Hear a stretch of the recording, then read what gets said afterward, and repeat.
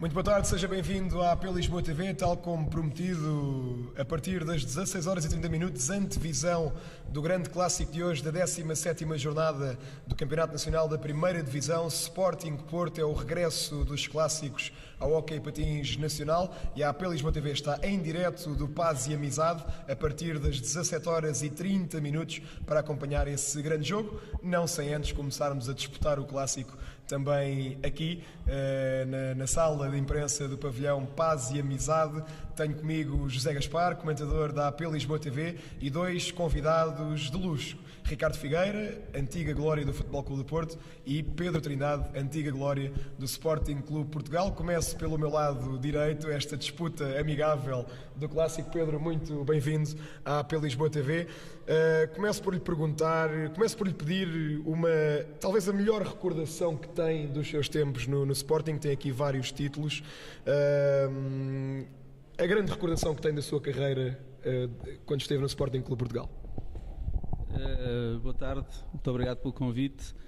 Felizmente as recordações boas foram várias, assim de repente, situações pontuais que provavelmente poucos esperavam que nós conseguíssemos realmente ganhar.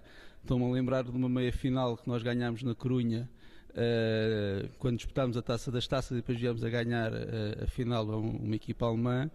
E portanto aquilo foi realmente um jogo que lembro perfeitamente que foi um domingo de manhã ou ao final da manhã, que na Corunha já naquela altura se jogava ao meio-dia, e realmente nós, com uma equipa muito inferior teoricamente ao Liceu da Corunha, que tinha basicamente os melhores jogadores argentinos e os melhores jogadores da seleção espanhola, conseguimos ganhar essa eliminatória. Realmente aí foi uma vitória que ninguém esperava e que nos deu muito sabor, e depois contra os alemães foi relativamente mais fácil, mas realmente aquele jogo foi importante.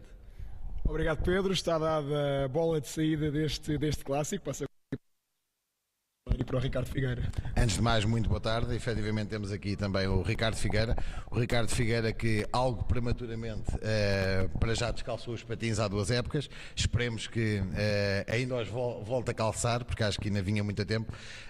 Ricardo, eu faço então a mesma questão que o Pedro apresentou ali ao Pedro Trindade. Também que nos digas qual é que foi a melhor recordação, sendo que, sem dúvida alguma, uma das coisas pelas quais de certeza que as pessoas te reconhecem é por seres um dos jogadores que esteve no último título mundial conquistado por Portugal em Oliveira das Meias. Olá, boa tarde a todos. Sim, como dizia o Pedro, pontualmente há várias situações, mas nomear só algumas é sempre redutor em relação a tantos momentos bons que eu vivi. Se calhar um que eu acho que foi marcante, não só pela envolvência, como pela dificuldade que foi o título do primeiro do DECA, que nós tivemos uma mudança de treinador a meio da época e estávamos com muitos pontos de atraso, se não me engano eram 12 pontos de atraso a meio do campeonato, e ainda viemos a ganhar o título à Luz na penúltima jornada com 2 ou 3 pontos de avanço, se não me engano. Esse ano foi memorável. O último jogo em casa com o Barcelos, em Fanzras, foi qualquer coisa de inesquecível. Um pavilhão completamente a abarrotar pelas costuras, não cabia nem mais uma pessoa. E essa acho que é a imagem assim mais marcante de todos os campeonatos que ganhei no Porto. E o Mundial, lógico, que acho que é o coroar de qualquer carreira desportiva, um campeonato do mundo. Esse nunca mais vou esquecer, até porque foi em Portugal, numa terra que adora o hóquei em patins e na qual também passei muitos bons momentos. Ora, Ricardo, aproveitando então essa grande memória e que infelizmente desde essa altura, desde 2003, que Portugal, no que diz respeito ao hóquei sénior, à nossa seleção nacional sénior, nunca mais conseguiu derrotar os espanhóis nas finais. Essencialmente tem sido a Espanha que, quer em mundiais, quer em europeus, tem vindo sempre a ter supremacia sobre Portugal. Qual a razão pela qual, na tua opinião, temos vindo a fazer esta travessia do deserto? Eu penso que tem havido um conjugar de fatores e se calhar essencialmente tem sido a Espanha tem ganho muito por haver uma estabilidade muito grande na equipa. Eles têm um grupo de 15 jogadores, 20 jogadores que acabam por já estar juntos há muito tempo, desde os tempos de camadas jovens. E esse conjunto tem-se vindo a perpetuar constantemente em todas as convocatórias.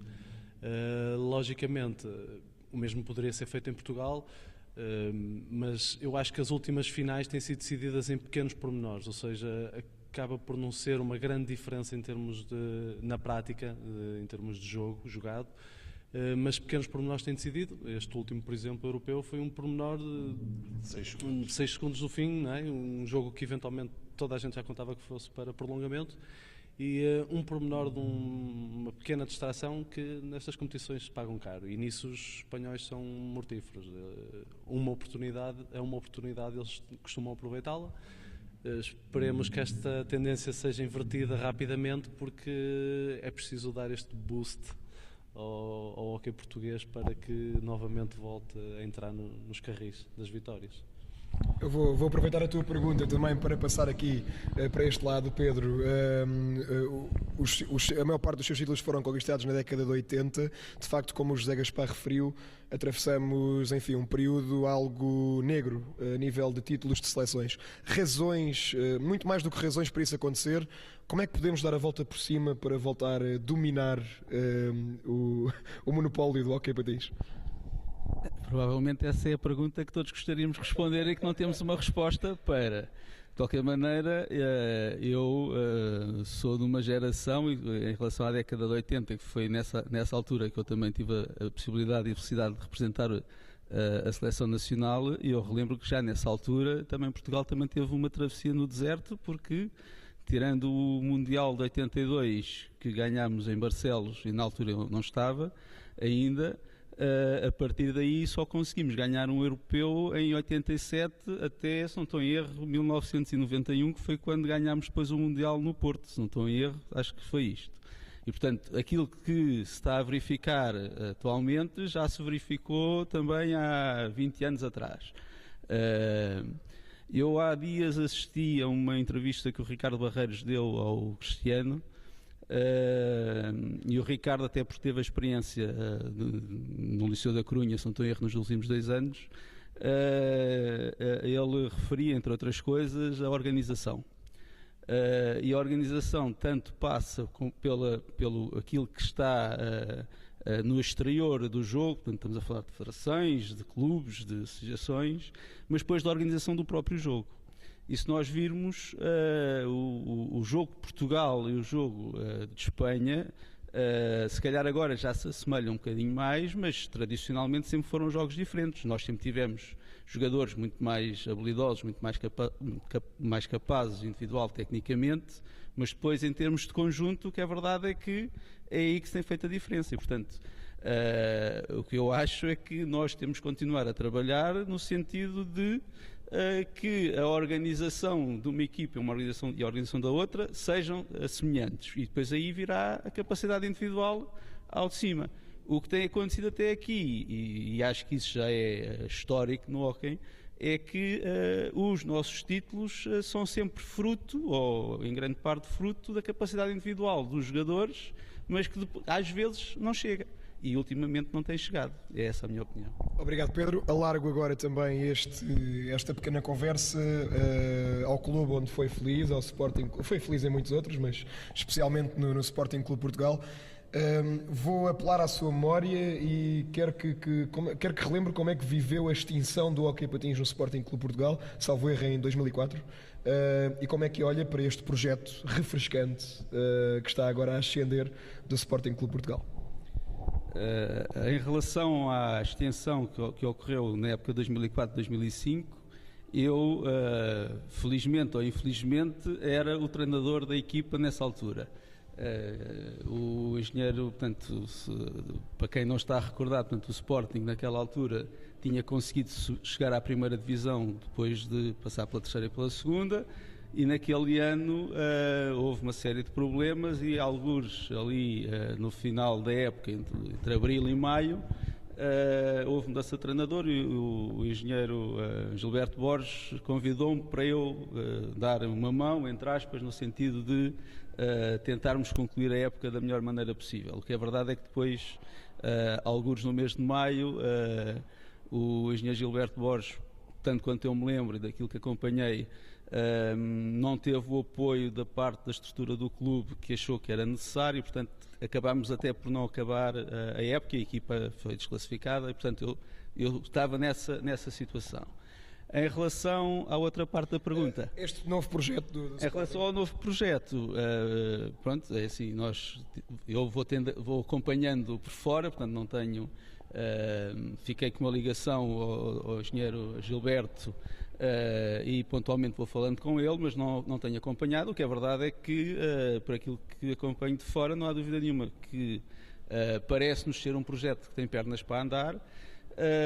Em relação à atual época desportiva, em termos de séniores, acho que está dentro das expectativas. Acho que ninguém estava à espera que o clube, que a equipa conseguisse fazer muito melhor, e portanto acho que neste momento a ideia será conseguirem manter-se na primeira divisão, o que não é fácil, e já toda a gente pensar, acho eu, que pensava que não iria ser com facilidade que iam a conseguir, mas conforme as coisas estão, eu espero que se consiga melhorar um bocadinho e ficar acima da linha d'água. Consegue arriscar um prognóstico para o resultado de hoje? Não consigo. Se eu lhe disser que gostava que o Sporting ganhasse, é claro. Que tenha muitas expectativas em relação a isso, tenho poucas, mas também já tinha quando o Sporting jogou aqui com o Benfica há 15 dias atrás, não estou em erro, e, portanto ninguém esperava que o resultado fosse uma vitória do Benfica por um golo, e o que é verdade é que isso aconteceu. Se acrescentarmos a isto o facto do Porto ter perdido em Paço de Arcos há uma semana atrás, não comparando a equipa do Sporting com a equipa do Paço de Arcos, porque não há dúvida nenhuma que o Paço de Arcos está um degrau acima, tudo pode acontecer. Obrigado, Pedro. Passo novamente aqui para o lado esquerdo. E eu vou também aproveitar ainda este tema Sporting para perguntar ao Ricardo se vê com bons olhos este ressurgimento do Sporting, se acha que efetivamente é importante para o Hóquei Patins o regresso do Sporting ao escalão máximo da modalidade, e como é que vê este Sporting, ao qual normalmente as pessoas não estão habituadas. As pessoas normalmente associam o nome Sporting à luta pelos primeiros lugares da tabela classificativa, e na verdade o Sporting neste momento situa-se abaixo da linha d'água e está envolvido na luta pela manutenção. Portanto, uma panorâmica sobre a realidade atual do Sporting e do enquadramento do Sporting no hóquei nacional. Antes de mais, acho que sendo o Sporting um dos históricos do hóquei nacional, faz todo sentido. Aliás, não faz sentido é que tenha havido uma interrupção tão grande na permanência do Sporting ligado ao hóquei em patins. Acho que esta modalidade carece de símbolos, e o Sporting sempre foi um símbolo no hóquei em patins nacional. Aliás, se formos ver a última grande geração de hóquei em patins, se calhar metade era formada nas escolas de Sporting. Pedro Alves, Paulo Almeida, Vítor Fortunato. Ou seja, eram provenientes, alguns deles não eram formados. Sim, mas provenientes dos escalões principais, finalmente. Não é? O Vítor nunca chegou a jogar na formação, foi logo para os séniores, mas todos eles passaram por lá. Não é? E o que acontece é que é lógico que o subir à primeira divisão é preciso uma estrutura tanto financeira como humana que tem que ser desenvolvida, ou seja, não se podia esperar que o Sporting, depois de ter estado arredado tanto tempo dos campeonatos nacionais, recomeçasse, e muito bem subiu da terceira para a segunda divisão e da segunda para a primeira muito mais rápido do que seria de esperar. Mas é lógico que a primeira divisão já carece de mais maturidade. Não estou a falar de maturidade dos jogadores, estou a falar de maturidade da estrutura em si, em termos de apoios, porque tudo isso faz falta, não é? Tudo isso é importante. Se calhar é bom que as pessoas olhem para o Sporting como um símbolo que tem que estar no campeonato nacional, que é importante que esteja. Os três grandes, quer se queira quer não, estamos num país em que o futebol dita as leis no desporto, e é importante que as outras modalidades também tenham os três grandes, porque senão acabam por passar um bocado ao lado de tudo o que é importante para divulgar, que é os jornais, as televisões.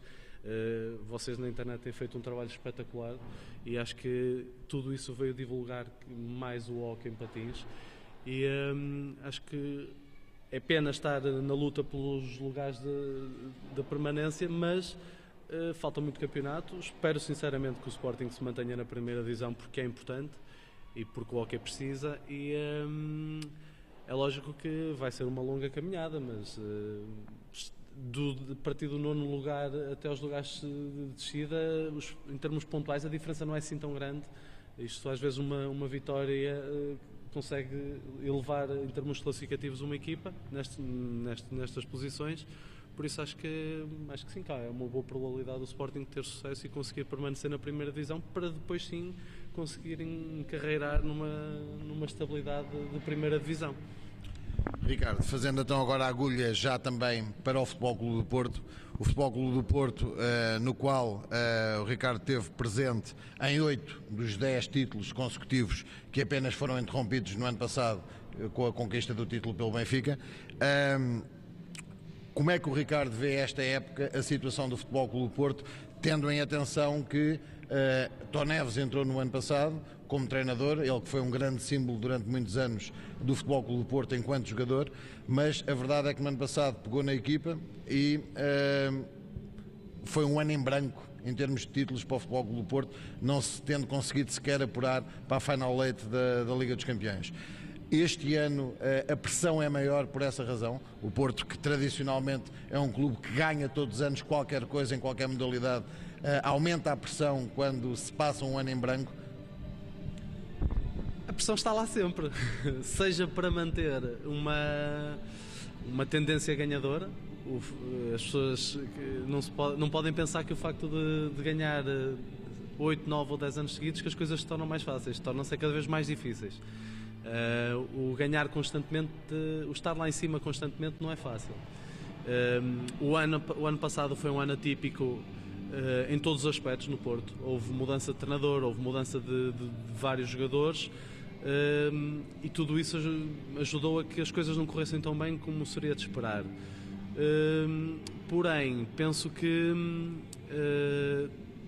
este ano está a ser mais um ano normal, apesar de a luta pelo primeiro lugar ainda estar muito acesa. E eu penso que o Porto está num bom momento, apesar de ter perdido em Paços de Arcos. O jogo de Paços de Arcos foi um jogo que não se enquadrou bem naquilo que vinha sendo os resultados do Porto. Se bem que Paços de Arcos está a fazer uma época espetacular, muito acima se calhar do que seria de esperar. Se calhar não estou surpreendente pelo treinador que tem, que eu gosto muito, do Pedro Nunes, acho que é um excelente treinador. Mas foi uma derrota atípica. Penso que este ano tem havido uma mistura muito boa no Porto de experiência com juventude que está a surgir e a afirmar-se. Isso faz falta a qualquer equipa, e o Porto sempre foi uma equipa com um misto de experiência e de juventude. Havia sempre alguns jogadores, eu lembro na minha altura, o Reinaldo, depois entrou o Caio, o próprio Jorge Silva, todos nós eram enquadrados pelo Paulo éramos Alves, enquadrados, pelo Pedro Alves, o Tó Neves, exatamente, o Filipe Santos, o Reinaldo, o próprio Reinaldo, o Ed. E acho que neste momento está-se a formar uma equipa novamente com uma mentalidade ganhadora, com uma mentalidade à Porto e com um treinador à Porto, que o Tó Neves sabe, eu não preciso de lhe dizer pessoalmente, mas sabe que é um dos meus ídolos de sempre do hóquei em patins. Tive o prazer de jogar com ele e ser treinado por ele, já no Oliveirense, e acima de tudo é um amigo, e acho que merece ter a sorte de voltar a dar as vitórias ao Porto, porque ele realmente é das pessoas que mais faz pelo hóquei, e das pessoas que mais marcou o hóquei para mim, de sempre. Pedro, eu passo então agora a bola, mas queria só aproveitar também para eu fazer uma pergunta direta ao Pedro Trindade, no que diz respeito ao Sporting, e para fechar se calhar o capítulo de uma análise ao Sporting enquanto estrutura, qual é a opinião do facto de este projeto do Sporting ser um projeto que é um projeto autónomo, é um núcleo de pessoas que fizeram com que o hóquei patins voltasse a aparecer em representação do Sporting Clube Portugal, mas o Sporting Clube Portugal em hóquei patins continua a não ser uma modalidade oficial do clube. Portanto, até que ponto é que é importante os responsáveis do Sporting Clube de Portugal olharem para esta secção autónoma e darem se calhar um apoio maior que permita, como o Ricardo estava a dizer há pouco, que este projeto se possa consolidar numa primeira divisão e que possa trazer de novo o Sporting à luta pelos primeiros lugares, à luta pelos títulos. Bem, e não estando eu diretamente nem indiretamente ligado a essa situação, tenho alguma dificuldade em responder. Teoricamente, tal como eu dizia há bocado, já em 2004, 2005, eu senti no pouco tempo que estive ligado ao hóquei do Sporting, mas senti que realmente havia esse... Desculpa, Pedro, já nessa altura é um projeto autónomo também. Exatamente. Portanto, eu lembro-me que nessa altura tive a oportunidade de participar numa reunião juntamente com o engenheiro Gilberto Borges, com a estrutura, ou com alguém da estrutura diretiva do Sporting de então, em que lhes fomos, ao fim e ao cabo, alertar para a situação conforme ela estava, e na altura o que foi respondido ao engenheiro Gilberto é que o Sporting Clube Portugal naquele momento não tinha condições para poder ajudar, nomeadamente financeiramente, que era o grande problema naquela altura. É claro que seria sempre bom que a estrutura autónoma do hóquei, independentemente das pessoas, tivesse esse apoio institucional ao fim e ao cabo, porque teria outro peso. Agora, o que eu acredito que realmente irá acontecer, e espero bem que sim, é que sejam os resultados desportivos. Isto é um bocadinho como o público que aplaude a equipa ou puxa pela equipa, ou a equipa quando a puxa, equipa já não precisa muitas vezes. ou não é? quando a equipa puxa pelo público. E eu, infelizmente, acredito mais nessa possibilidade, que é se os resultados desportivos realmente, apesar das dificuldades que possam haver, se daqui para a frente, e não falo desta época, mas das seguintes, se os resultados vierem ao encontro daquilo que todos esperamos, que é a equipa daqui a um ano ou dois não estar a lutar para não se manter, mas para algo mais importante, eu acredito que é aí que haja mais apoios. Inclusivamente atendendo àquilo que é conhecido, e eu falo daquilo que ouço e que leio nos jornais, das dificuldades em termos de Sporting neste momento, em termos de direção e aquelas confusões todas que também não ajudarão em nada. E portanto eu acho que a curto prazo isso dificilmente acontecerá, espero estar enganado, mas não acredito.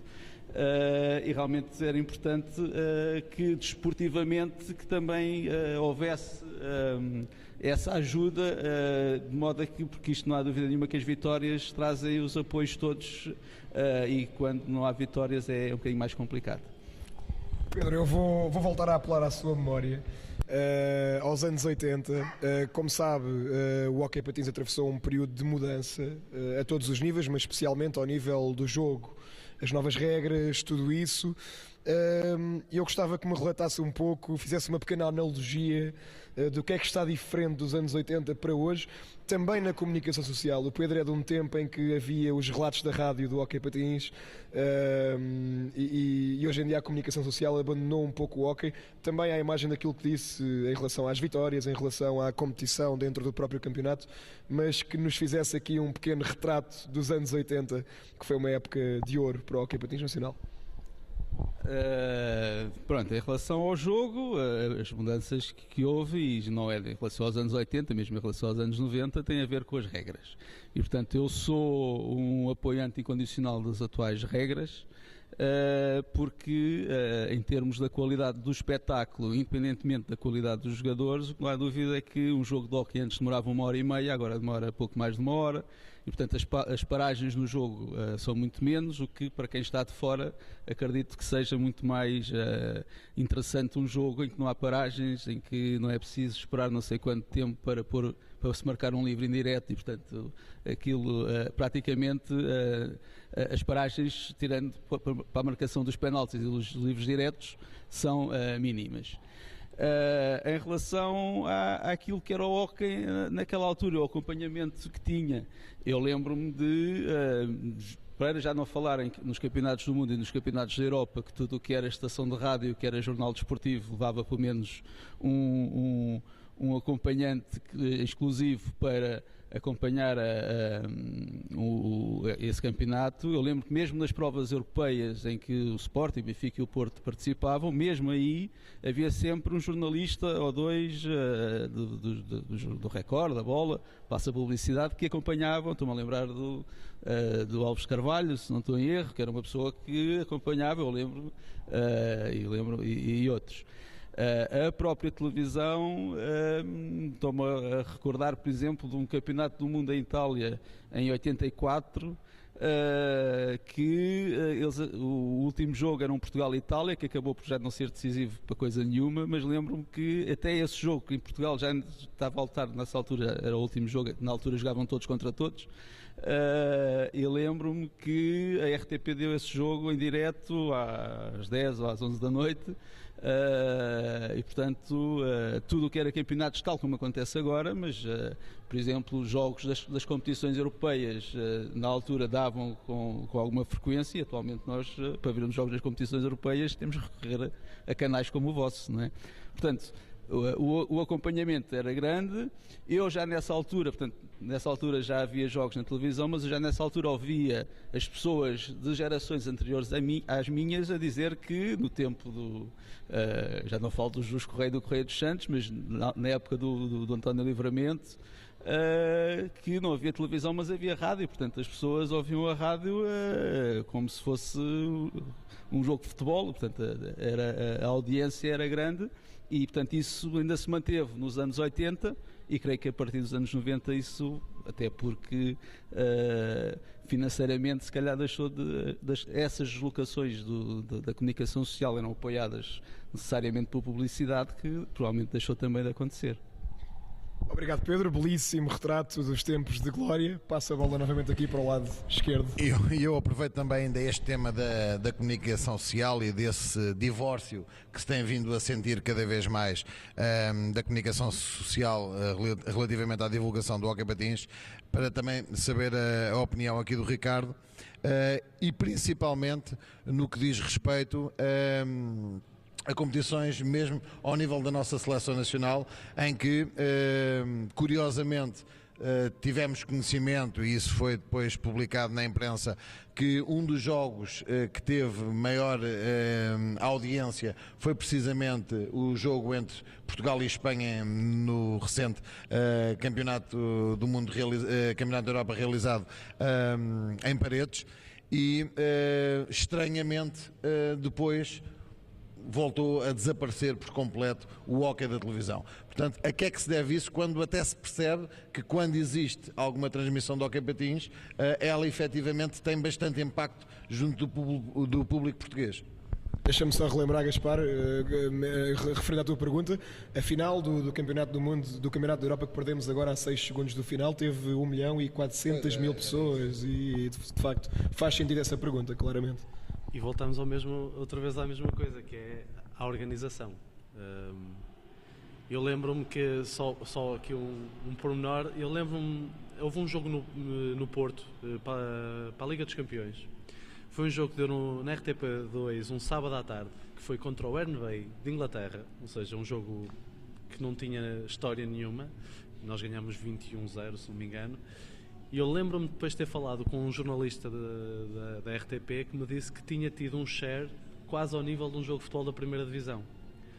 Ou seja, os adeptos estão lá, as pessoas que gostam de hóquei estão lá, existem, e vê-se que, como modalidade de pavilhão, se calhar o hóquei é das que tem mais adeptos. Eu lembro-me que no Porto qualquer que fosse o dia, havia sempre imensa gente, salvo raras exceções, havia sempre imensa gente a ver os jogos. Eu acho que é um bocado o conseguir passar, não a mensagem de que os adeptos não existem, mas sim a mensagem de que é preciso ir buscá-los, é preciso chamar as pessoas, é preciso divulgar, é preciso promover, é preciso ir às escolas, é preciso... Ou seja, eu lembro-me no final do Campeonato do Mundo Oliveira das Meias, nós, jogadores, criamos condições para nós próprios irmos às escolas. Eu lembro que no Porto fizemos isso, os jogadores que éramos do Norte fizemos isso imensas vezes. Eu, Filipe Santos, o Reinaldo, fomos muitas vezes às escolas, o Guilherme Silva, as escolas à volta do Porto, promover a modalidade, levar uns sticks, umas bolas, uns patins para os miúdos calçarem, para os miúdos pegarem, jogarem, experimentarem. Ou seja, tudo isso é um trabalho que tem que ser feito não pelos jogadores, isso é um trabalho que tem que ser organizado de cima, da parte federativa, é um trabalho que demora a fazer, é um trabalho que tem que se perder tempo, mas que realmente depois vê-se nessas situações em que realmente há retorno. Há retorno. O Campeonato da Europa de Paredes esteve cheio constantemente. Eu acho que isto é moldura, acho que é fácil de fazer. E até depois a própria receita que se gerou para o Conselho, quer que é um Conselho, quer que não estou em erro. Houve um grande retorno financeiro, derivado desse campeonato. Exatamente, eu acho que teria que partir muito da parte institucional, a promoção e a conseguir chamar novamente os mídia e organizar de forma a que isso aconteça. Eu lembro-me no tempo também do início dos anos 2000, eu cheguei a ver fins de semana com 2 jogos na televisão, um ao sábado e um ao domingo, eu lembro-me disso perfeitamente. Ou seja, as coisas mudaram muito, mas mudaram porquê? Se as pessoas ainda continuam a gostar, se continua a haver eventos com muita gente. Ou seja, isto é preciso pesar, é preciso ponderar bem o que é que está a faltar. Agora, há muitos eventos, o Porto nesse aspecto também passa publicidade, mas está a fazer um excelente trabalho na parte das camadas jovens com o Dragon Force. É um trabalho que realmente valoriza, e para os miúdos é importante, porque eu acho que também há muito desinteresse da malta mais nova nas modalidades. Há muita coisa a distrair, o interesse dos miúdos já não é o mesmo que era na minha altura. Eu, quando era juvenil e júnior, se havia a hipótese de ir ver um jogo de hóquei, eu ia. Se havia a hipótese de ir treinar com os séniores porque havia um sénior lesionado, era a melhor coisa que podia acontecer. Quando eu estava no final da minha carreira, havia júniores que não iam treinar aos séniores porque tinham um jantar marcado, tinham cinema, ou seja, há aqui um desinteressar da parte da juventude, que acho que era preciso voltar a acender essa chama, e depois parte daí também o reintegrar nos mídias. Ricardo, pegando nessa importância que há de tentar captar cada vez mais jovens para a modalidade, eu acho que o Ricardo é um exemplo de alguém que vem de uma zona do país onde não há rigorosamente tradição nenhuma no hóquei patins, Bragança. Como é que um jovem de Bragança chega ao topo da modalidade, chega a campeão do mundo? Agora se calhar não é difícil. Acho que parte muito dos meus pais, acima de tudo. Os meus pais mudaram a vida deles completamente. Se calhar esta hora a minha mãe está com a lágrima no olho já. Mudaram a vida deles completamente para eu poder tentar. Acima de tudo é isso. Eu acho que Bragança já tinha tido vários jogadores de hóquei que foram para as grandes equipas. Eu lembro-me, o Pedro Rodrigues jogou no Sporting na altura do Livramento, depois foi para Barcelos. Teve 2 ou 3 jogadores que foram para as grandes equipas na altura, para o Benfica, para o Sporting e para o Porto. Eu consegui ir mais além muito porque tive esse apoio. E quem vem de fora dos grandes centros, vir de uma terra pequena para uma grande cidade, se não há um apoio paterno e materno, as coisas não funcionam. Eu arrisquei, os meus pais arriscaram, e eu dava tudo o que tinha e o que não tinha para que esse investimento tivesse retorno. O hóquei sempre fez parte da minha vida desde os meus 6 anos, e eu sempre quis dar aos meus pais também essa alegria pelo investimento que eles fizeram em mim. E as coisas correram bem. Também tive sorte de encontrar pelo caminho gente muito boa, muita gente que posso nomear, que sempre me apoiou dentro da estrutura do Porto. Se calhar uma das pessoas que mais me integrou foi mesmo o Tonés, que foi excepcional comigo. E acho que tive essa sorte. Acho que também é preciso ter essa sorte de, pelo meio, encontrar gente que nos acarinha e que nos ajuda a encontrar o caminho certo. E eu, graças a Deus, tive essa sorte e não virei a cara. Ricardo, mas apesar deste exemplo vivo de sucesso que você é relativamente ao hóquei de Bragança, tanto quanto eu sei, atualmente não existe de novo hóquei em Bragança, ou se existe, não tem grande expressão em termos nacionais. Sim, neste momento tem as camadas jovens, sei que foram recentemente apurados para o Campeonato Nacional, se não me engano, em infantis ou iniciados, não tenho a certeza e peço desculpa por não ter essa certeza, mas o trabalho não me permite estar assim tão em cima das notícias. Mas sim, andou afastado. A dificuldade é a interioridade. Chega aos 18 anos e terem que fazer muitos quilómetros para terem competição. Sim, também. Se eu contar, nós temos episódios das nossas idas. É que nós éramos a única equipa no Distrito de Bragança e só havia mais uma equipa em Trás-os-Montes, que era em Vila Pouca da Guiar. Ou seja, nós jogávamos no campeonato na Associação do Minho e depois mais tarde acabámos por passar para a Associação do Porto, porque começou a haver a via rápida, o IP4 para Bragança, que facilitava o trajeto para o Porto. Nós chegamos a fazer viagens por Espanha para ir para Valença. Ou seja, isto diz muita coisa. Nós saímos às 6 da manhã de Bragança para ir almoçar em Espanha, um ponto qualquer, à 1 da tarde, e depois jogar às 6 da tarde em Valença. Ainda hoje acontece, não é? Quando há deslocações longas na primeira divisão, exatamente, os clubes geralmente têm os clubes que não têm hipóteses de ir na véspera têm de fazer esse ritual. Mas nós éramos infantis iniciados. Exatamente, é mais complicado. Por Carolice. Era um clube que dava-nos todas as condições. Para um clube interior, posso dizer que tinha condições excelentes. Tínhamos autocarro, carrinhas, o clube era a refeição, era o almoço, era o jantar, não faltava rigorosamente nada. E se calhar também por isso é que nós gostávamos tanto de lá andar. Mas não é fácil, a interioridade sente-se nessas alturas, a distância é grande, as dificuldades são maiores ainda porque os miúdos acabam por, aos 18 anos, ou vão para a faculdade ou começam a trabalhar. Eu lembro que nessa altura, se eu não fosse para o Porto, provavelmente no ano a seguir deixava de jogar, porque a equipa desmembrou-se, exatamente por isso. A maioria foram estar para a faculdade e acabaram por ir para o Porto ou para as grandes cidades. Mas pronto, são memórias que me marcam porque foi o iniciar deste trajeto. Eu largo aqui também este debate para o Pedro. Pedro, esta questão das grandes deslocações, hoje em dia os clubes vêm-se muito aflitos para cumprir com isso e com estas condições que se exigem, não é, para os jogadores quando fazem grandes deslocações. Neste momento existe um grande debate também na nossa modalidade relativamente ao quadro competitivo que há nos campeonatos nacionais. Reapareceu este ano o Regional de Lisboa e há quem defenda que esse é o modelo a seguir em substituição talvez da terceira divisão. Parece-lhe mais... Há quem defenda também a divisão da primeira divisão em Zona Norte e Zona Sul, como já existiu noutros tempos. O que é que lhe parece esta questão? Parece-lhe adequado o atual modelo ou há de facto mudanças a fazer?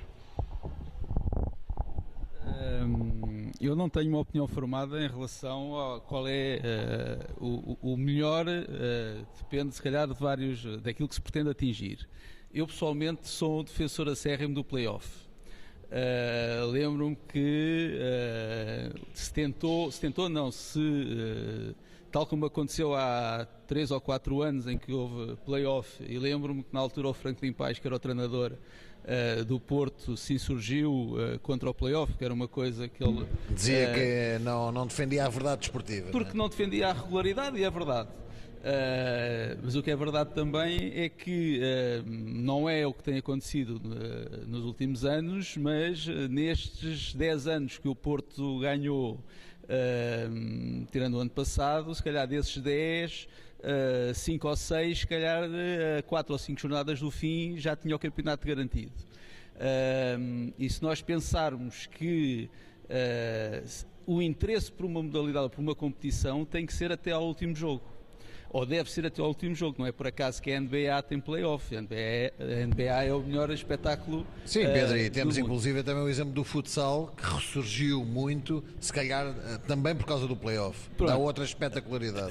Acreditando que não se valoriza a regularidade, e portanto isso não tem dúvida, o que eu acho que é importante é que o campeonato tem que ser disputado até à última. Eu lembro-me que em Itália sempre foi o play-off, não sendo a Itália o expoente máximo da modalidade, porque ainda continua a ser Portugal em Espanha. O que é verdade é que quando se tentou implementar o play-off em 1980 e qualquer coisa que eu já não me lembro, no ano a seguir deixou logo de... porque se achou que não havia interesse da parte do público para. Eu continuo a achar que se houver realmente vontade, e portanto estamos a falar de primeira divisão, eu acho que play-off é a garantia de que se joga até à última. Depois, se é a melhor de 3, se é a melhor de 5, isso penso que já é secundário, terá a ver também com a questão financeira que está por trás disto.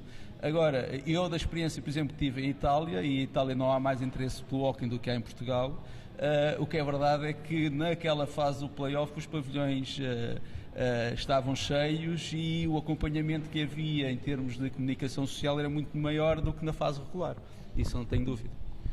Estamos a ficar quase sem tempo, por isso, José Gaspar. Eu vou então fazer aqui a última pergunta ao Ricardo. Ricardo, e desde já agradecer-lhe uma vez mais a disponibilidade que teve de estar aqui connosco. E a última pergunta, naturalmente, até na sequência de uma que o Pedro já fez há mais tempo ali ao Trindade, é um prognóstico para o jogo de hoje. Lá está, eu acho que para mim o Porto vai vencer. Por quanto, não sei, mas eu acho que o Porto vai vencer. Não acredito em 2 derrotas consecutivas do Porto, nesta altura do campeonato. Penso que este jogo foi bem preparado para que isso não surja, porque poderia complicar as contas do campeonato. Por isso eu penso que vai ser um 4-2. Ficamos então 4-2, daqui do lado do Ricardo Figueira com o prognóstico do 4-2. Eu não resisto a perguntar mais uma vez ao Pedro se não quer arriscar aqui uma contra-resposta ao 4-2. Não, eu acredito que o Porto ganhe. Gostaria que isso não acontecesse e, portanto, se houvesse um empatezito, acho que já era um bom resultado para o Sporting. É claro que acho que vai ser difícil. Vamos ver. Bom, em nome da Associação de Patinagem de Lisboa, agradeço ao Ricardo Figueira e ao Pedro Trindade a disponibilidade espetacular que tiveram hoje para este programa de antevisão. Damos por concluída esta antevisão do clássico Sporting Porto. Fazemos uma curtíssima pausa para nos prepararmos para a transmissão desse grande jogo. Cerca de 15 minutos, volte connosco dentro desse tempo para acompanhar este grande jogo da 17ª jornada entre Sporting e Porto, as emoções da patinagem de volta à AP Lisboa TV. Até já. Até já.